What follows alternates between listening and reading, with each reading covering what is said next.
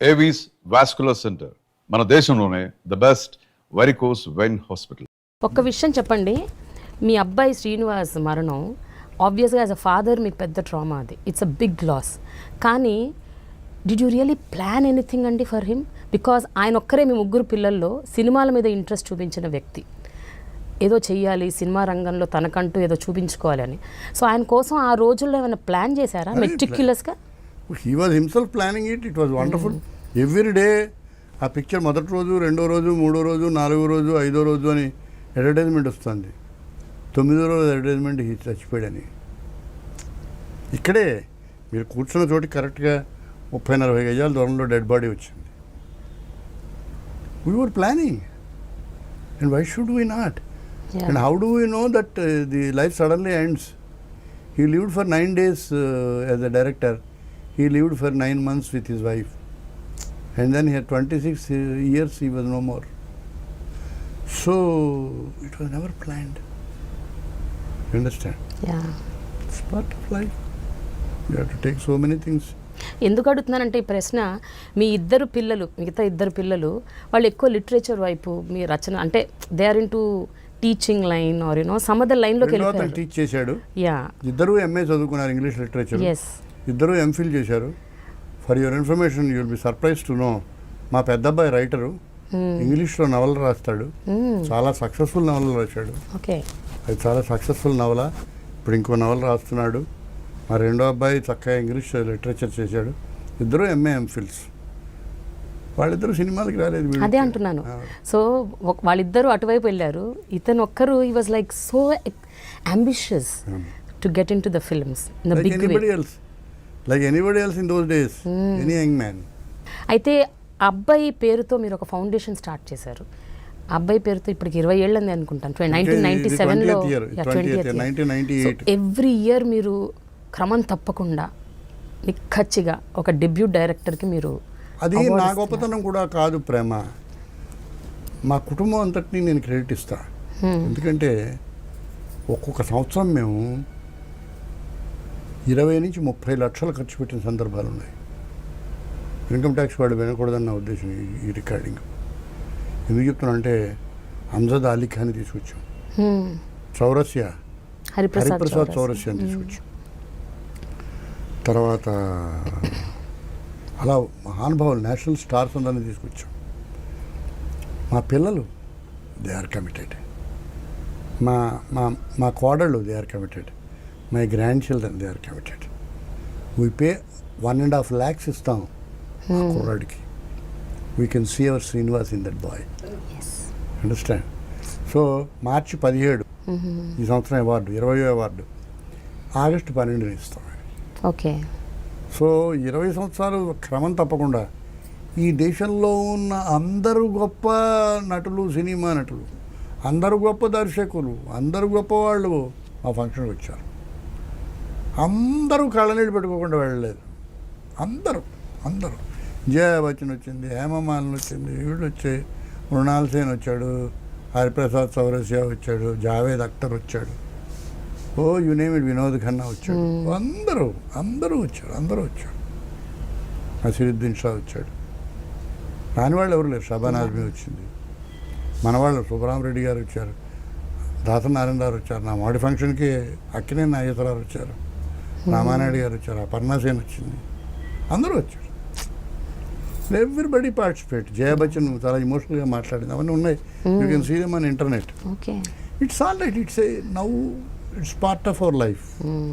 Thank god my children follow it. నేను ఇంక కొంచెం దూరంగా వచ్చాయి. ఇప్పుడు వయసు వల్ల కారణం, ఇంకో కారణమైనా నేను ఎక్కువ కల్పించుకోను. బట్ అది ఒక రొటీన్లో పడిపోయింది. మా పిల్లలు చేసి వెళ్ళిపోతారు. బట్ మీకు ఆ థాట్ ఎందుకు వచ్చిందండి అలాంటిది ఒకటి పెట్టాలి? థాట్ కూడా నాది కాదు, మా పెద్ద అబ్బాయిది. ఓకే. 5 ఏళ్ళు ఆగాం, 5-6 ఏళ్ళు ఆగాం. 92లో పోయాడు, 98లో ప్రారంభించాం. సో వీ థాట్ బతుకుంటే ఆ కుర్రాడు ఏం చేసేవాడు, భారతదేశంలో ఎక్కడైనా ఏ కుర్రాడైనా ఆ పని చేస్తూ ఉంటే ఆ కుర్రాడికి ఎవడు పిలిచే అతనికి డబ్బు ఇస్తారు, మెచ్చుకుంటారు, ఎవరు సన్మానం చేస్తారు. మృణాల్ సేన్ సన్మానం చేస్తాడు, తర్వాత నసీరుద్దీన్ షా సన్మానం చేస్తాడు, గౌతమ్ ఘోష్ సన్మానం చేస్తాడు. వాళ్ళు అతని మీద ఆ షాల్ కప్పుతూ వాళ్ళకి తీసుకొచ్చి ఆ షీల్డ్లో తీస్తుంటే ఆమీర్ ఖాన్కి ఇచ్చాం మేము. ఆమీర్ ఖాన్ పుచ్చుకున్నాడు దోబికా జమాన్ దోబికా జమీన్ ఏదో చేశాడు పిక్చర్ తీసుకున్నాడు, కళ్ళనీళ్ళు పట్టుకు ఏడ్చాడు. ఆమీర్ ఖాన్ కళ్ళనీళ్ళు, కే బాలచంద్ర గారు ఆ రోజు ఉన్నారు, ఆమీర్ ఖాన్ కళ్ళనీళ్ళు పెట్టుకోవడం ఇంటర్నెట్లో పెద్ద స్టోరీ ఆ రోజుల్లో. ఎందుకంటే they were touched. Is an young boy, a faceless boy who would have become a good director had he lived, would not. And a similar young man was selected in the country, and he was felicitated by none other than the best people in the country. Celebrated. It was a very, very emotional moment, and we all like it. Enjoyed. He's still living in everybody. Absolutely. We enjoyed. నేను చెప్తుంటాను, మొన్న ముందు రోజుల్లో చెప్దాం అనుకున్నాం, బాబు this is not a pathetic సభ కాదు బాబు, it's a celebration of somebody success. స్లోగా వాళ్ళకి అలవాటైంది, ది టైం పాసెస్ యూనో, కొంచెం ఈ మెలోనెస్ తగ్గింది. It goes. Sir before we close, మీ సినిమాల్లోంచి కానీ మీ రచనలోంచి కానీ ఒక మంచి డైలాగ్ కానీ ఒక మంచి వాక్యం కానీ మీ నోట వినాలని ఉంది నాకు. అలా చెప్పలేనేమో, కొన్ని అన్ని గొప్ప సినిమాలో నటించారు మీరు, ఏదైనా ఒక సినిమాలోని ఒక మంచి డైలాగ్ ఏదైనా ఒక చాలా డిఫికల్ట్ సిచ్యువేషను నేను రాయడానికి కష్టపడ్డ విషయం చెప్తాను. బంగారు మనిషి అనే సినిమా.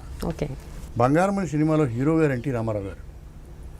బంగారు మనిషి సినిమాలో విలన్ ధూళిపాడ. బంగారు మనిషిలో అతని స్నేహితుడు కృష్ణరాజు.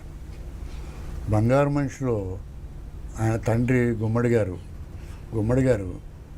కలెక్టర్ ఆఫీస్లో దవాలా బంట్రోతు. ఎన్టీ రామారావు కలెక్టర్ అవుతాడు. ఓకే. ఆఫీస్లో డవాలా బంట్రోతు ఇలా నిలబడి కొడుకు సేవ చేస్తాడు. ఇంట్లో కొడుకు డవాలా బంట్రోతు కాళ్ళు పడతాడు. ఒక సిచ్యువేషన్లో ఎన్టీ రామారావు సమర్థిస్తూ మేము రాయాలి కదా, లేకపోతే ఎన్టీ రామారావు ఎందుకు దానిలో ఎన్టీ రామారావు కృష్ణరాజు ఇంటికి వచ్చాడు, క్లాస్మేట్ ఇంటికి వచ్చాడు. ఇతను అవమానించి లోపలికి వెళ్ళిపోయాడు. ఎవరు? ధూళిపాడ. నీకు అర్థమైంది కదా, ఏదో ఇతను అవమానించి లోపలికి వెళ్ళాడు. కృష్ణరాజు ఎంబారస్గా ఫీల్ అయ్యి ఐఎమ్ సారీ రా అన్నాడు ఫ్రెండ్తో. ఈ వాక్యం నాకు బాగా గుర్తుంది. It's very difficult. It is very difficult dialogue to write. You should write it to your hero. ఇక్కడ వీడు దళారి కొడుకు, but he's NT Ramarao. This is my hero. He is the man whom I should support. But rich man son, వీడిని insult చేసింది rich man.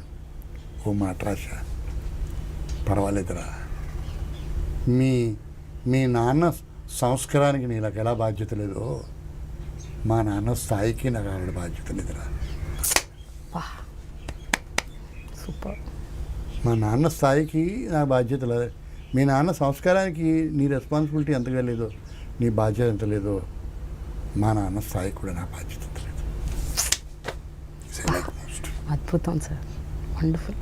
సంతోషం అమ్మా. Thank you very much. నమస్కారం.